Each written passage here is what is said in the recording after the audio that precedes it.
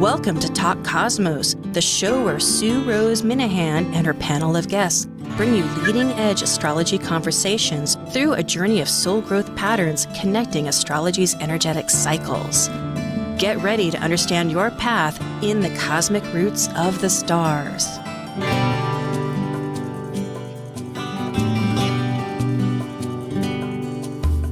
Hi, I'm Rose Minahan, host and astrologer for Talk Cosmos, leading edge conversations, awakening your authentic self every week. And tonight we're going to have Astro Jam, and I'll explain what that is about. It is tonight also October 24th, 2021.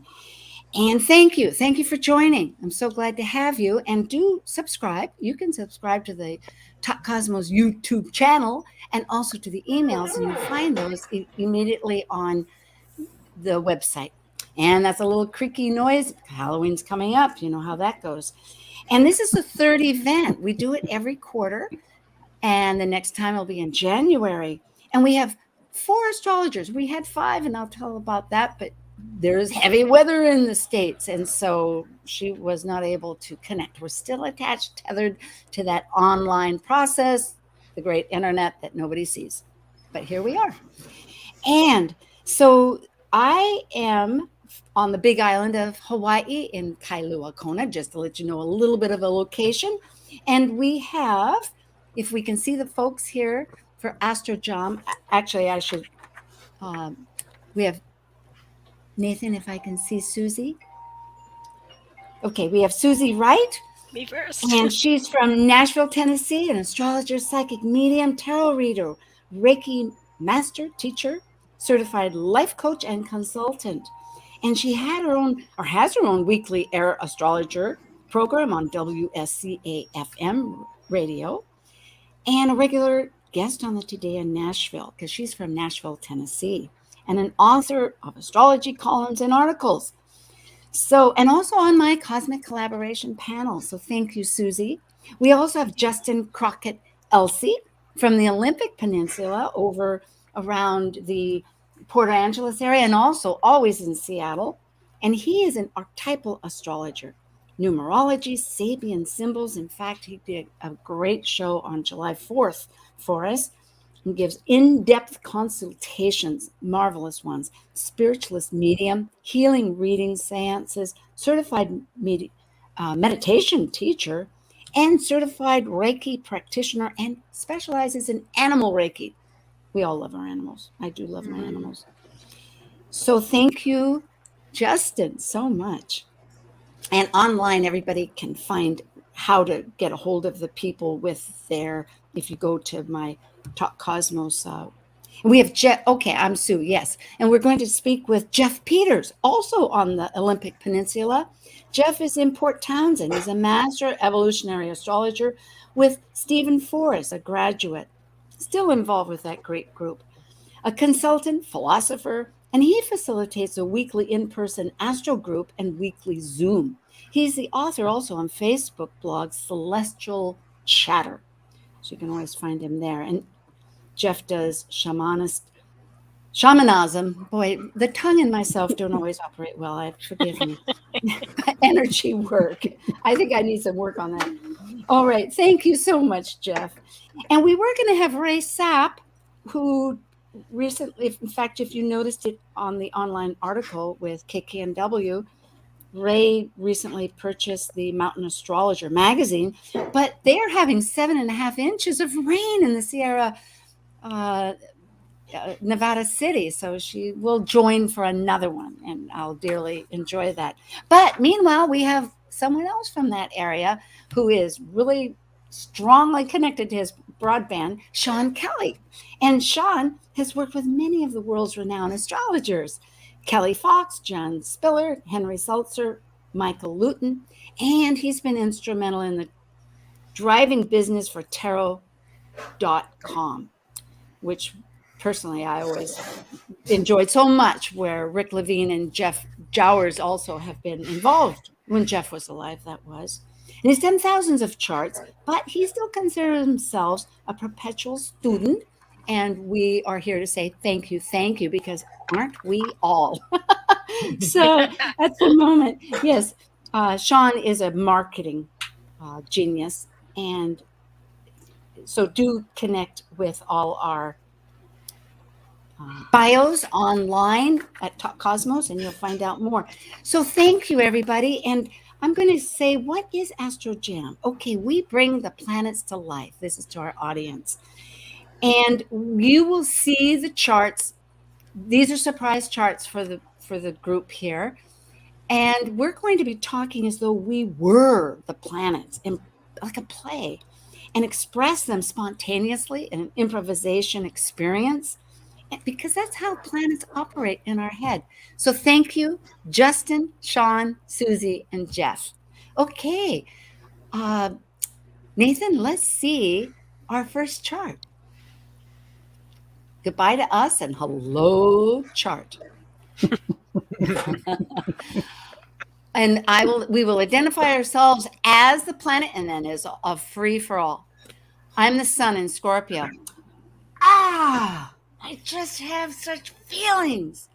I'm going to somehow, I don't want to let go of this. I just don't understand why everybody, with the philosophies of everything around me, it's like, there's just no control. I don't understand it. I just would really like, if I could change the world, I know what I would do.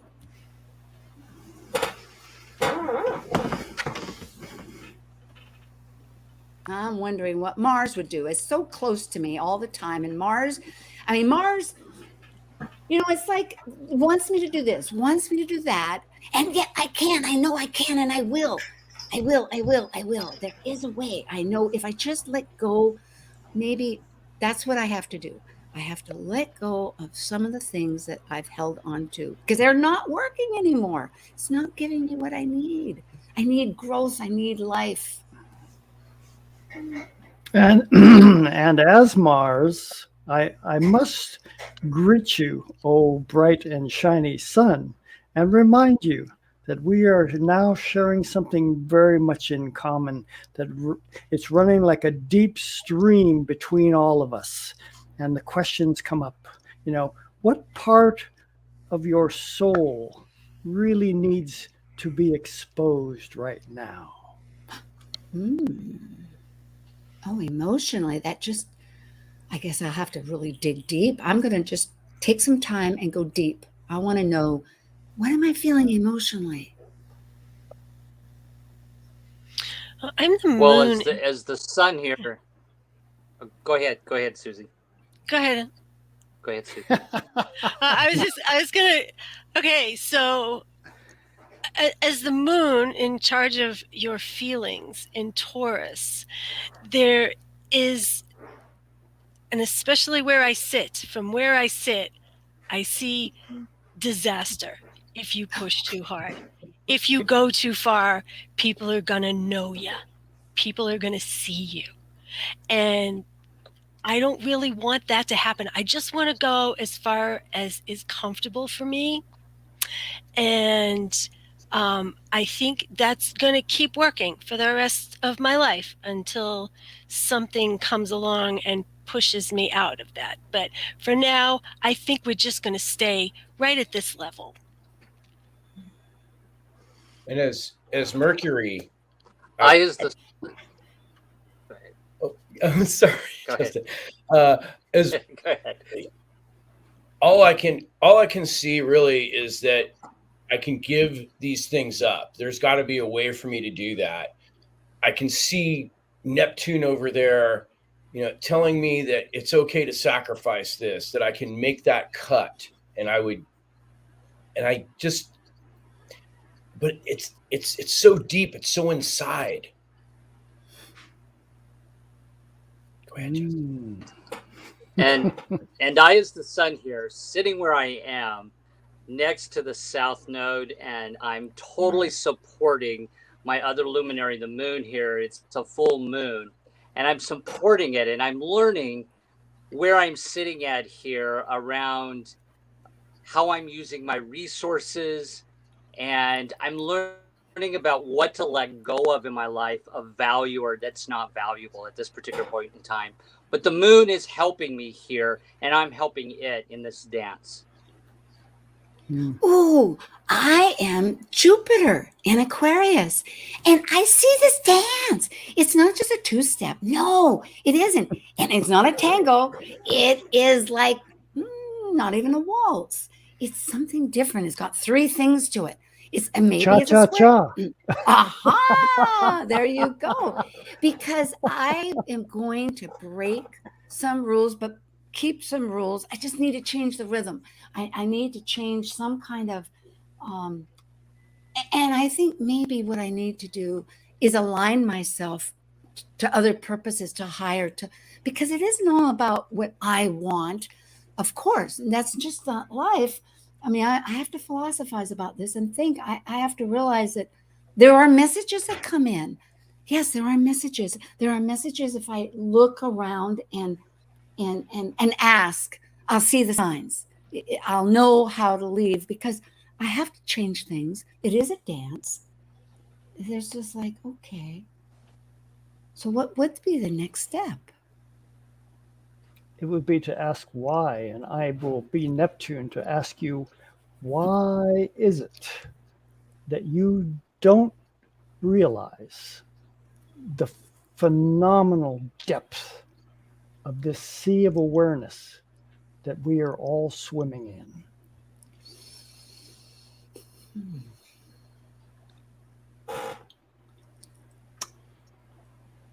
And I could just as easily tune into Jupiter right now, the ruler of this same sign shared with Neptune, from the Aquarian perspective, and say, might there be this energy available for us to invite others to play within this same giant oceanic experience? And Scorpio over there, I know you don't want to stay in the shallow end. Come on in. The water is fine. Let's see what we can discover. This is great. We're going to break and we're going to look at what we talked about. Thank you, audience, for keeping with us because, as Justin aptly said, this is a full moon. So let's talk a little bit if we have some thoughts. Otherwise, we can jump into a different planet and start its conversation. I mean, there aren't any rules with this, but it was very much on the sun's part because the sun is trying to release something, right? I mean, I think that's where I'm just as we can talk about, right? And Jupiter is, as we say, squaring that energy. So it's wanting to look this way and wanting to look that way. What are we losing? What are we gaining? Yeah. If anybody else has a thought to add. Well, full moons are about closing things and bringing closure to something. I always saw the full moon, the full moon with the sun in Scorpio is that conclusion of what to cut. Conclusion, yeah. And what I'm seeing in this with all the Scorpio energy is really that kind of, it's a little wavering in its discernment with the Neptune trine, but it's coming to the conclusion of what to cut.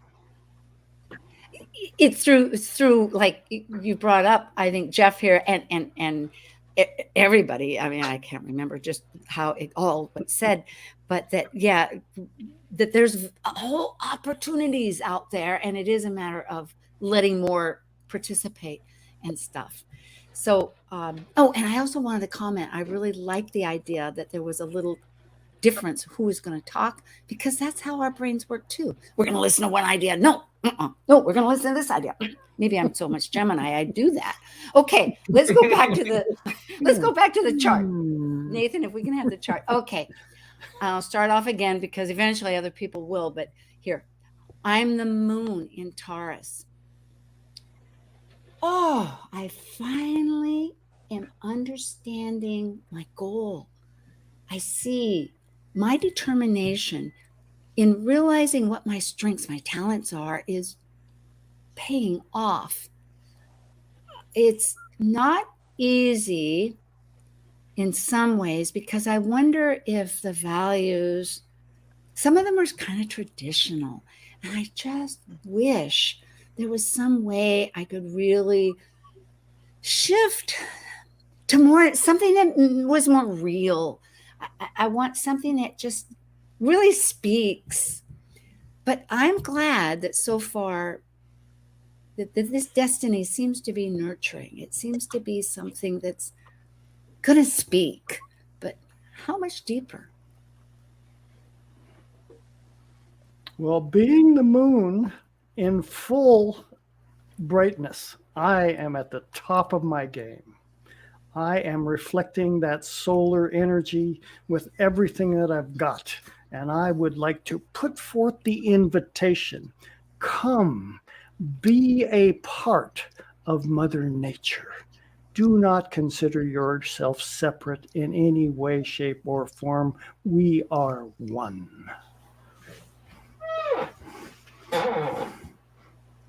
And I have that creaky Halloween chair door.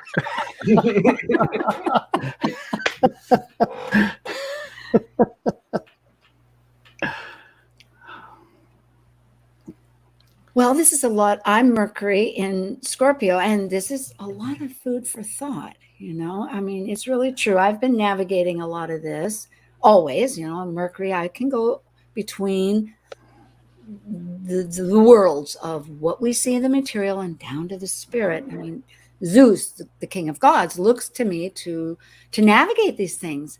And so I'm, you could say, a messenger and a servant, total servant to offer. But sometimes the questions are down in the deep where I am in Scorpio, in those depths of the darkness. And, it is the cold season. It is, there's not very much light. And trying to find that sustenance that I know is part of that, the necessity, the actions need to serve some growth and sustenance. I wish, where's the transformer in this world? Where's my ruler anyway? Where is Pluto? What's he trying to do?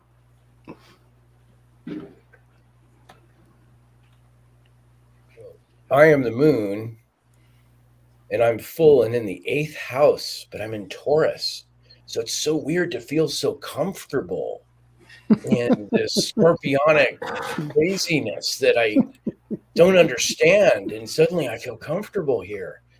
And Pluto down there in Capricorn is like driving me that I could finally transform these major material things and feel comfortable about it.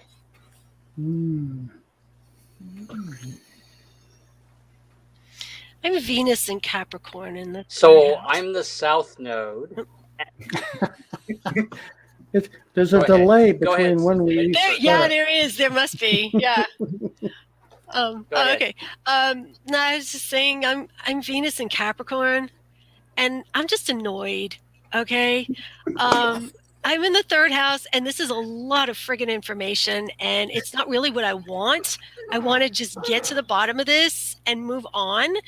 And with all this stuff going on, it's like at some point, someone, one of you guys is going to have to take action here, and just kind of break out of this whole thought process. Well, I really dig learning a lot of things and knowing more than everybody else.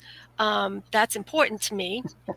I'm just kind of sitting here watching all this play out going, shit. No, oops, can we swear? Ain't nobody got time for this, and I get what you're doing. Sorry about that. No, it fits. The old ways. Airtime. There's. Sorry, Nathan. I got a note popped up over here. What I'm feeling is, the old ways. There's some old ways that still work. We don't have to throw the baby out with the bathwater here. and you know, we got to think practical and figure out, you know, because that's important to me, is not just jumping into something completely unknown. Like, I got to think this through, you know, and get the information that I need, so you know, so I can feel comfortable, and so I can feel you know, like I'm on top of things, you know. I'm Mercury again in Scorpio, and I'm realizing, sorry, I'm echoing. These are great friends. I have just heard from, well, you know, we have a network. There is a network out there, and the networks are like, who are they? Are they going to betray? I mean, who is the network? But I'm seeing that I'm not alone. That's right. You know, I mean, there's support. There is the unseen, and I have to have some faith and trust. It's true. I don't need to be cutting off everybody's heads. Leave that for the Middle Ages. You know, England did that. I'm going to step in here as Saturn for a moment in Aquarius. I as well rule two signs, both Aquarius and Capricorn. And as such, from the dispositor perspective, I'm giving a message to Venus there in Capricorn. We won't get into Pluto at the moment, but I would like Venus to be definitely aware that rules and regulations are not always meant to where the wise elder or the older past parameters, but look more toward options to alter them. Aquarius perspective to Venus, and Venus is saying, whoa, wait a second, I was being all pissed off because I'm in Capricorn and stuff, and you know what's Venus doing? It's sending its hello to the moon up there in this one of the signs it rules, and the moon is going, wait a second. how come you're feeling so antsy, and what am I supposed to do with that? Yeah. Thank you. I think we'll take a pause here again, and we can leave this chart up for a moment, because that was very good, and it was somewhat like an aside, and we have a few minutes before we break off for our little half hour, and this is Astro Jam. I want to remind everybody we have 4 astrologers with me. We have Justin Elsey at the top, Sean Kelly below me, then we have Jeff Peters and Susie Kerr Wright, and we thank you. And we have been looking at this chart, and we'll tell you what it is. It is the eclipse coming up. It is the eclipse chart. Oh, wow. And we're in the season for the eclipse. It is November 19th, 2021. It's going to be at what time is it? It's going to be at 3:57 a.m. on the East Coast. Yeah. This happens to be at the East Coast location.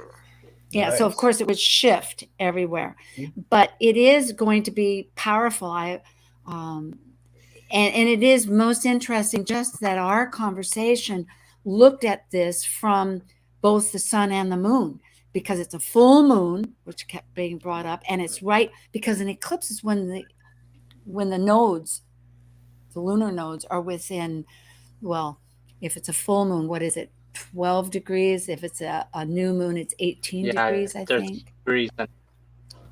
Yeah. And so, but this is very close. You know, it's not a total, I mean, it's what, 4 degrees away. So it's going to be pretty, and I did not stop to look to see where is it going to be. Justin, do you know where this eclipse will be? Doesn't sound like you. No, I looked at it a few months ago and I can't remember though.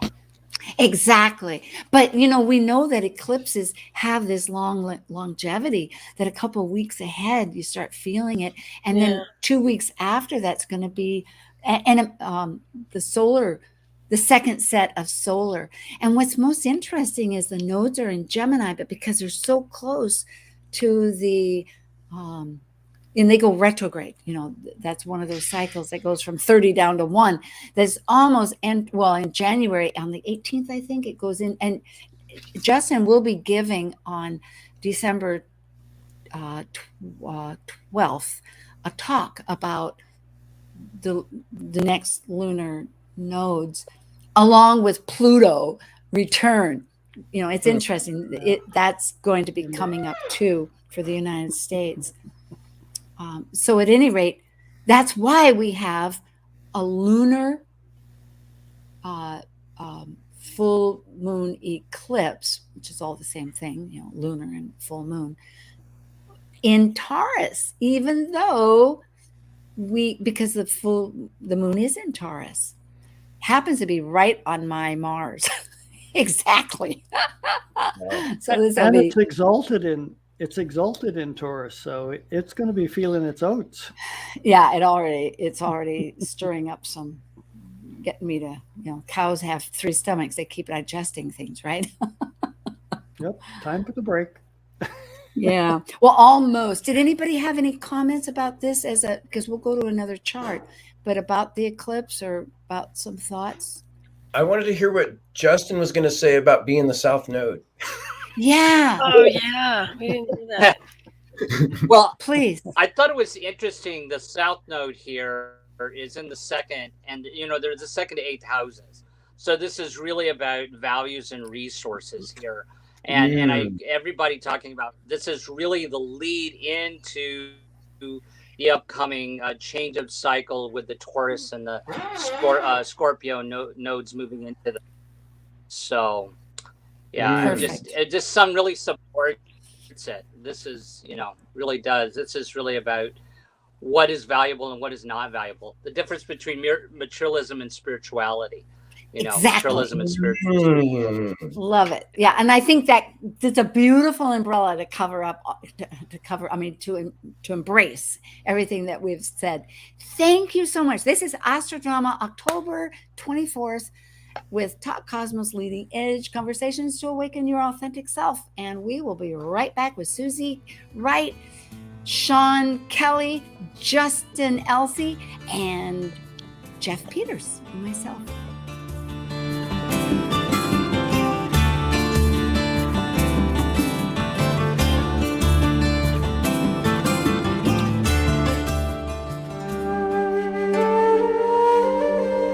While we take a break from this week's edition of Talk Cosmos, let's take a look at this cycle's archetype.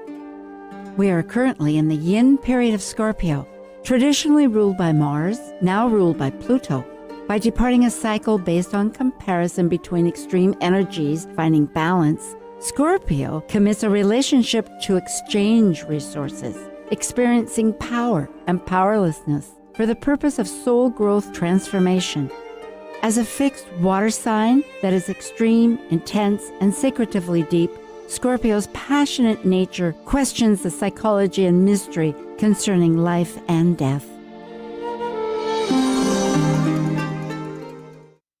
Talk Cosmos brings you leading-edge astrological conversations with hour-long programs each week on KKNW.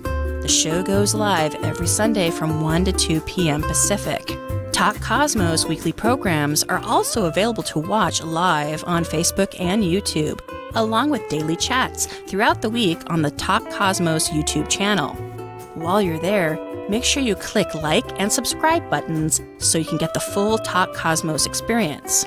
Or, if you'd rather listen to the show archives with audio only, the entire podcast collection since 2018 is available on most podcast carriers. So, grab your coffee, tea, or kombucha and enjoy the show. Greetings. This is Susanna Lobier, licensed acupuncturist, and you're listening to Talk Cosmos on Alternative Talk, 1150 a.m., where we unveil astrology's ancient archetypes that continually build the collective experiences in our unconsciousness. Be sure to support the sponsors of your favorite shows on Alternative Talk 1150. Hi, we're here again. And we're going to plow on. We're going to do 2 charts this time. They're not quite in depth. And so we bring up number 2. And this is our spontaneous time, just for those that might be tuning in. where we talk like the planet. So stay in it. Remember, we are a planet, and we're talking about how we feel or see. And so it's doing great. I love it. And I thank very much our wonderful participants that have willing to take on this risky business of just being on the spot at the moment. So thank you. It's odd. It's like I prefer to be Oz. Yeah, we live for it. Yay! Okay. All right, Nathan. He's a wonderful soundboard engineer with KKNW. We appreciate him. This is the second chart. I'm going to ask, does somebody want to begin? Take a planet and start off. Susie, why don't you take a planet? No, let somebody else go. Or Justin? I'm still looking. It almost feels like New Year's. Yeah, almost. Well, I'm going to start with Saturn then. I'm Saturn, and I have worked and dreamt of having this. Well, it's a new world. We're going to start things new, but I think I've got everything structured right. It's a good structure, and we have our faith with us. We have a strong faith. We're never going to let go of that faith. We have our values, and we think they're new, and we're pretty special too, actually. We can do this. Poor Chiron. That's what I'm looking at. I'm like, crap, how do I jump? I do 2 planets or just Chiron, or which one? Is somebody taking Chiron? No, that's and Okay. I might just say as an aside, this is what happens. Sometimes there's an energy within us that's waiting and wondering. So we're showing that, we're showing that. Go ahead. All right, I'm Chiron in Libra. And oh yeah, I'm drowning here. I'm like, I am trying to. What am I trying to do? I'm trying to get some semblance of normalcy in my world, but I'm not even sure I know what that is. Things change so rapidly every time I seem to get my feet on the ground, and I keep feeling like everything will be okay, and I'll feel all right, and I'll feel like, as soon as I land in one place, or as soon as I create something that's lasting, and I just can never seem to get to that place. And I'm trying to learn to be okay with things being explosive and different all the time. I feel sometimes like I have somebody throwing lightning bolts at my back every time I try and just settle into something. And it's hard enough for me to decide what that looks like anyways. But I want to be able to help people in a way that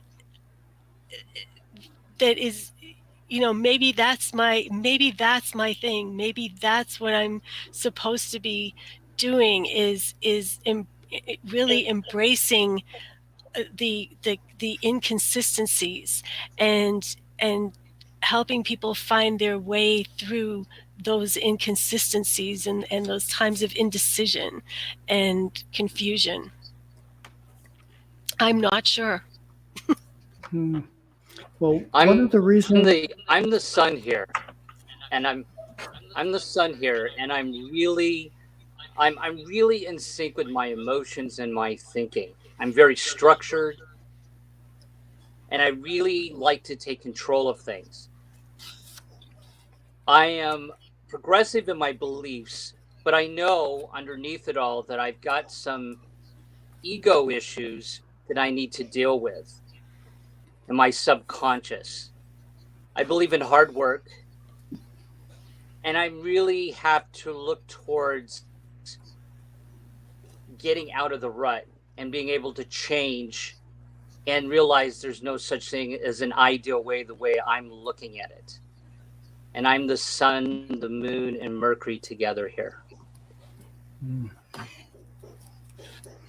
And I will be the lightning bolt being cast from my Uranian place, inspired and energized by Mars, not necessarily just to shake you up, but to wake you up. And sometimes the shaking is required to open your eyes to possibility, Chiron down there, and the sun, because of this nice big giant T-square we have going on. There's conflict in the air, and the time to open our eyes and consider options is upon us.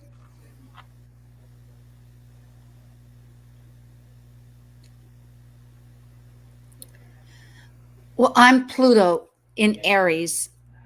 And, all that talk about the structure and, I'm just going to do things behind the scenes somewhat and go my path because there's been some pain involved, deep pain. And I'm going to have to work in totally different ways to make it understood. And I think maybe I'll use some music somehow. That's one of the only ways I'm going to get my messages of my identity through. It's going to be really, it's a tough course. I can see I'm up against. I am Pluto. I can change these things. I'm the iceberg of frozen time melting down the path.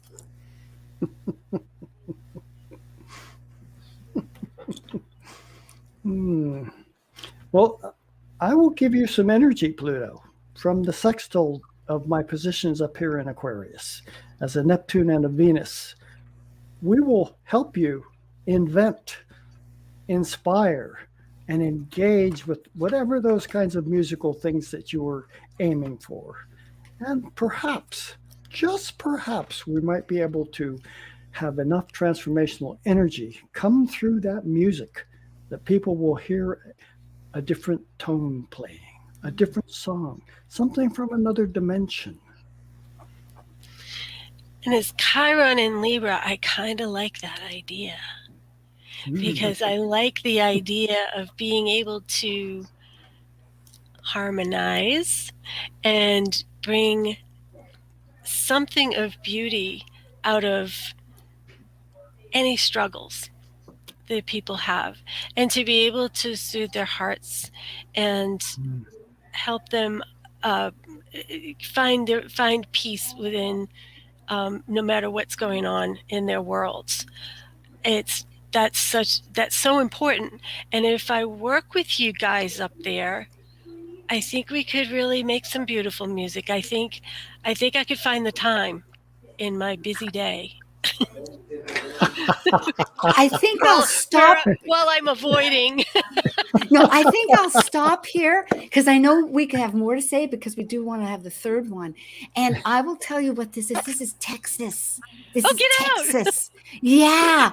And yeah. And you know what? It's December 29th, 1845. Wow. It became the 28th state. It had formerly been part of Mexico.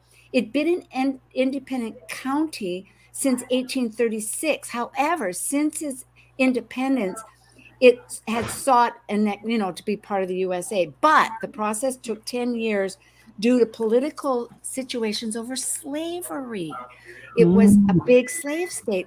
And so it's so interesting to think that the music that came out of the necessity to because having studied music like I did, the blues are like a call, an answer call, where people, you answer and call back. And that's a lot of the code, just like they had back in the times of the French Revolution or earlier when people had to talk in code, like a lot of the Christmas songs, like the partridge in a pear tree is not really about a partridge. It's about this whole other political thing. Justin, I want to ask you, what would you say about the nodes? I know you didn't.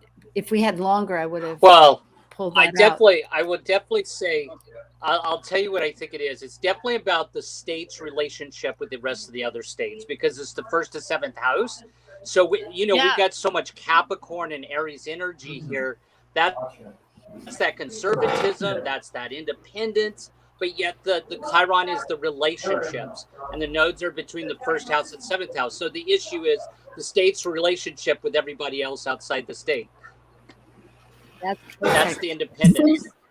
Yeah. Do you know where the name of Texas came from? No.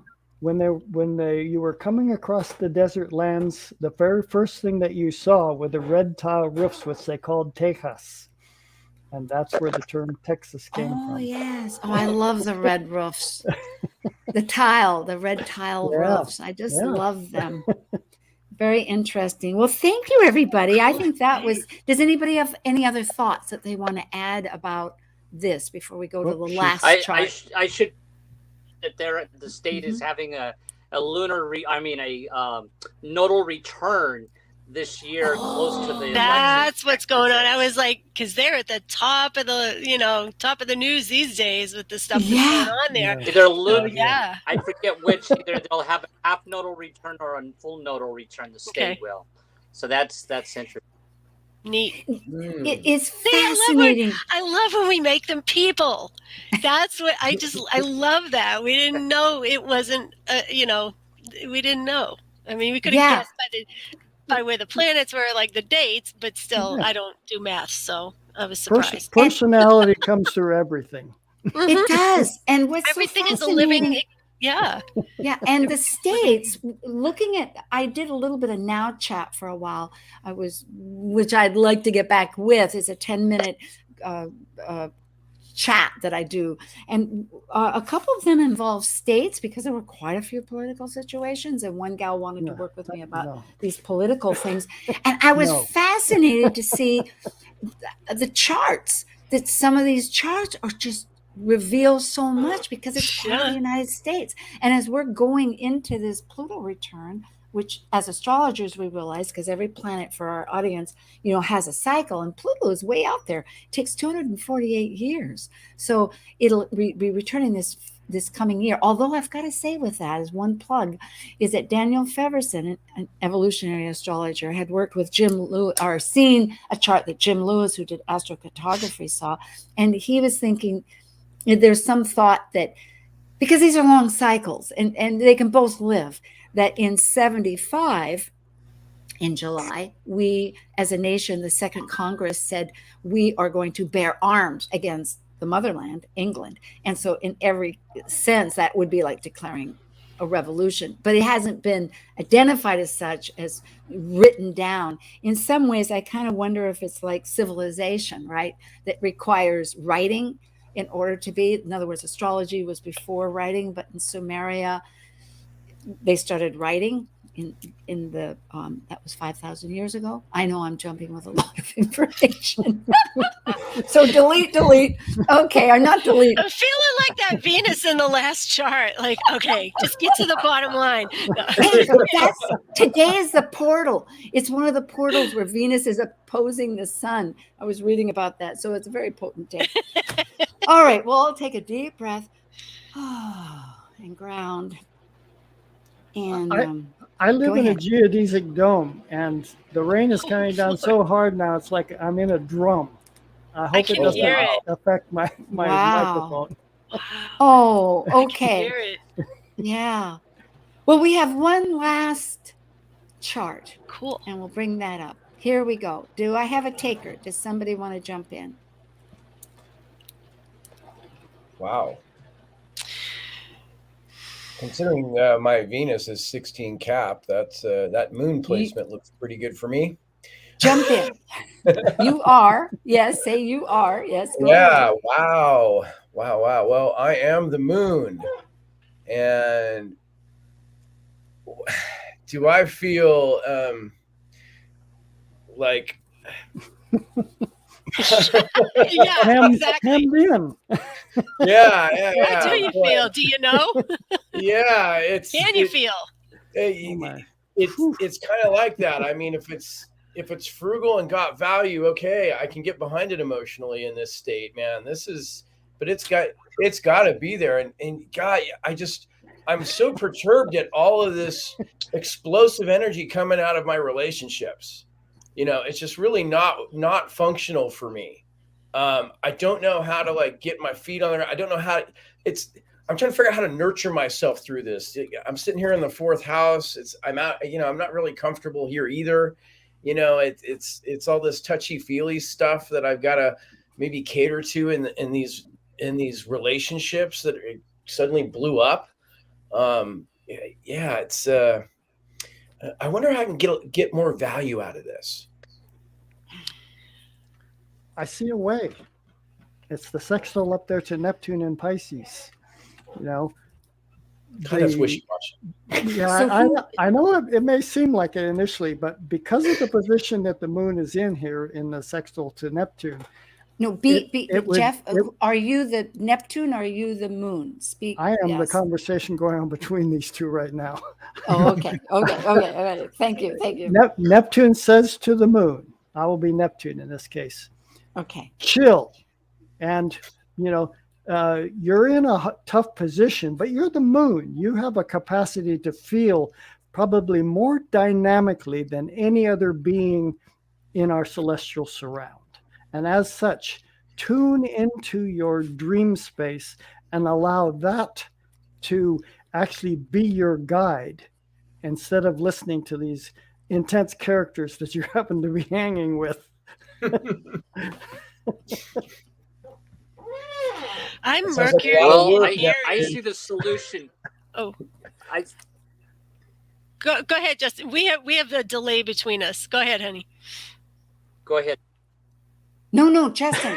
Yeah, Justin. So I'm Jupiter. I see myself as the solution to the moon. As Jupiter in Scorpio, I am here to help the person grow and transform, grow and expand through self-transformation, through letting go and through death. And so being sextile to the moon here and sextile or semi-sextile looks like to the sun, I'm here to help them get out of their heads, get out of that structure of Capricorn, and listen to Pluto as it tries to break up the structure.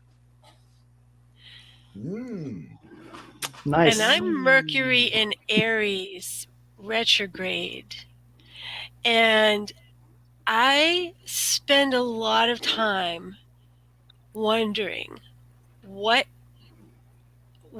how to break free of the conditioning that I've had, because I know that I have this great mission. I know that I have something to do that's important, something to say, something to share, especially in relationships. But for some reason, it keeps coming back to things that I heard, things that were said to me that I can't undo. I keep going back to the past, and I when I really want to move forward with my life, and I've got so many friends in this house to help me stay strong and stay positive and thinking, for solutions and ways to get ahead and to hunt down and find that perfect relationship or those partnerships that I really want. I just keep thinking it's my fault. Well, I am the sun in Aries, and they can say I'm on a mission, but I'm inventing and I'm exploring, and there doesn't seem to be any other way out, because maybe this is a way in, not quite sure, but it doesn't matter, because I'm going to jump and go. And I seem to be around other energies, which is really great, because if I'm on myself with this mission, it's really great to have friends in need indeed. They always say a friend in need is a friend indeed, right? So this looks like there's hope. But being authentic is really the challenge, right? Because if you're with others, you can't please all the people all the time, they say. And hopefully maybe one won't care. And I'm Chiron at 29 Pisces going, yeah, look at how this has just been my own undoing to try to please all these people all the time. and just how, and I don't know how I'm ever going to like get I've lost so much, sacrificing everything for all these relationships. God, I just got to figure out how to stand up for myself again. How do I end this? The most important relationship you have is you. Remember that. And who spoke that? Where in the plan? That's Chiron. So you're Chiron, yeah. Yeah, the most important relationship that I have is the one to me. And once I know that, it will flavor every relationship I am in.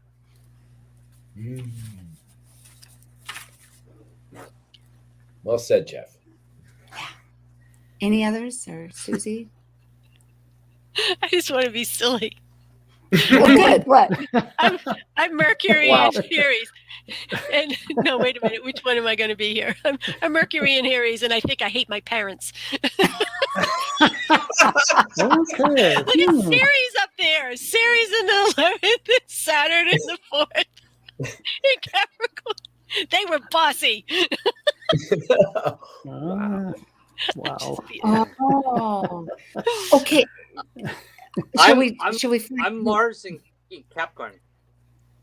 Go ahead, Sue. No, please. Again, just okay. Mars. I was going to say, I'm Mars in Capricorn, and I'm here with Saturn and the Moon and Pluto here, and I'm really having to work on not being so dominant here, and with my buddies here, letting go of a little bit of anger and control issues here, and I'm really having to let go of that. And really to listen to Pluto, and that the structure will not always stay the way it is. And I'm also probably very close to my mother here. With Ceres and the 11th, like trying. Okay, we have a couple of minutes. I'll tell you what this is. This is Talk Cosmos first chart. Oh my God. April 7th, 2018. Oops, I got a Charlie horse. And so, any rate, and that's fascinating because interesting. Yeah, and so what was I going to say? Because when you said listen, I was thinking one of the code words is by the guru. Oh my gosh, the great Ram Dass, who says that if we listen, we're all a guru. Or he has some great phrase that says that. But this was at 6:00 on April 7th in Bellevue for those people. And so that's really fascinating. I brought down all those things to say that because really in many relationships, isn't that what we do? We have to listen. We have to grow and expand. We have friends. And really, in some ways, the mission has been, well, to have authenticity, our own authenticity, but also to uncover the cliches, to uncover what we've been conditioned to think beyond, to spread the joy. The truth. Yeah, the joy, the truth, the realities. I will swore again. Really well. Yeah, I think John really hit on it well. He went right to the relationship, the listeners, and I think that was key. Yeah.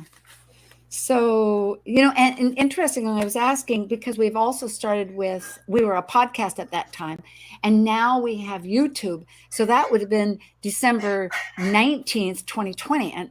And according to this woman, Karen Wenderlin in the Northwest, who does a lot of business charts, and she's been on several times. Last time was Talking Sticks back on May 2nd. With another Marsha Boucher, where we did about the nodes. But she was saying that would be another chart for Talk Cosmos. So, there's many charts when it comes to... no shortage. Yeah. Yeah. But that was a tough one to have to I know I looked at that one with all that in the fourth house with, as you started off with, Sean, with the moon and all that Capricorn. I was like, holy mackerel. You know? We didn't touch on Lead Venus forward. and Taurus, though, at 0 Taurus. That's really a beautiful placement. Yes, absolutely. And the Yeah. Mars was exalted where it was in Capricorn. And so those are a that good was a placement, challenge too. with all that pressure. Yeah. And What was what was that, that, Justin, too? Justin? Yeah.